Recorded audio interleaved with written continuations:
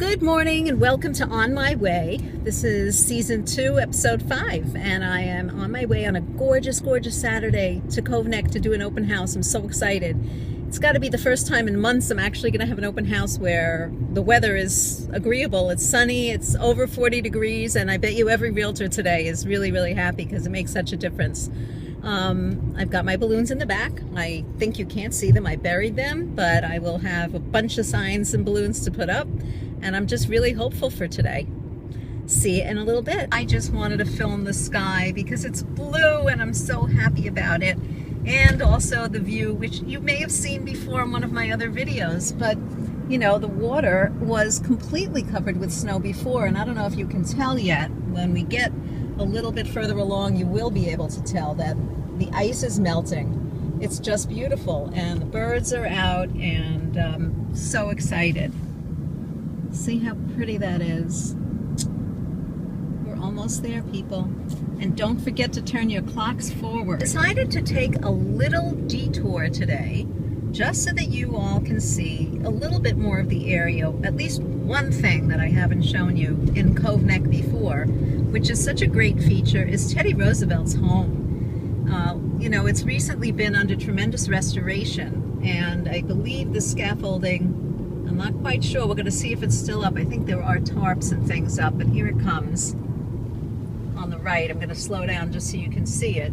Sagamore Hill, that was the sign, the home of Teddy Roosevelt. I'm filming from the car, so I apologize if you can't see that well, but it is the home of Teddy Roosevelt.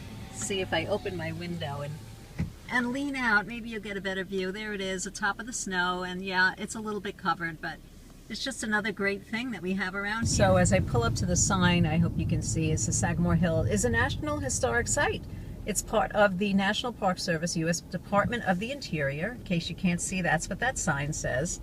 And it's saying that it's open Wednesday through Sunday, even with the construction going on. It's there in the background, and these are all little outbuildings. This is a place that people can come and visit, and actually, I bike here a lot with my husband, and we love it. Yeah, again. You've seen this house before. Doing another open house, but we did have a big price reduction. It's down to $1,495,000. It was at $1,695,000. That's a very big difference. I do have a lot of balloons up elsewhere, but this is just to make sure that they know that I'm here at the front door, because this area is so secluded and desolate that I want to make sure people know.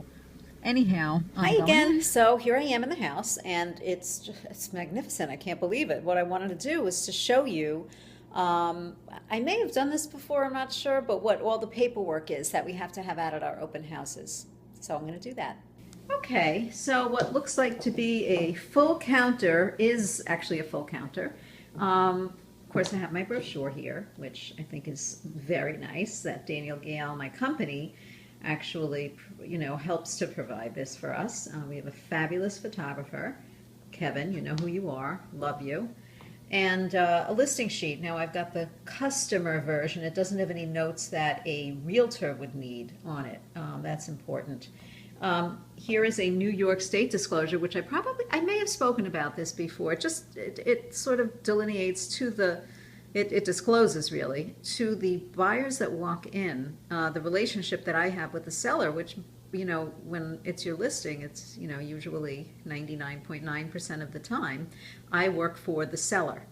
The only instance that could change is if I had my own buyer for my own listing, and then that would have to be discussed. But basically I work for the seller, and I need to tell every prospective buyer that comes in that, and they have to sign that they understand that this is the law.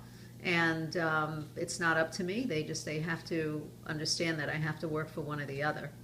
This is just an open house guest sheet. That's for us to take information. And it's actually important at the bottom, you know, we have how did you hear about us, which is important for the research for the company. And as well,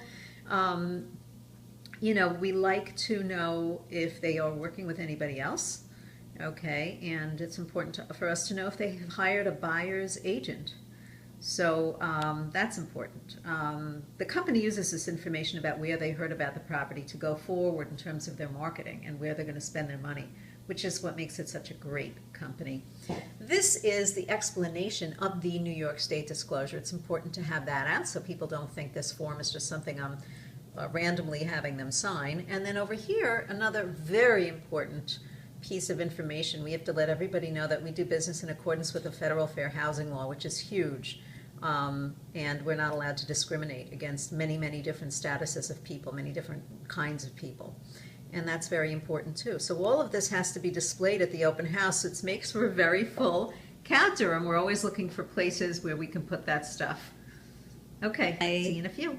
So it's time for me to go. I've had a nice open house. I had 4 sets of people. A few were agents and the rest were buyers. And there was one that is a potential. They're living around the corner with their parents and looking to buy a house in the area. So I'm hoping to hear back from them. Meanwhile, I'm going to go enjoy the rest of this gorgeous day because I'm done for today. So hope you all go and do the same. Until next time. Bye for now.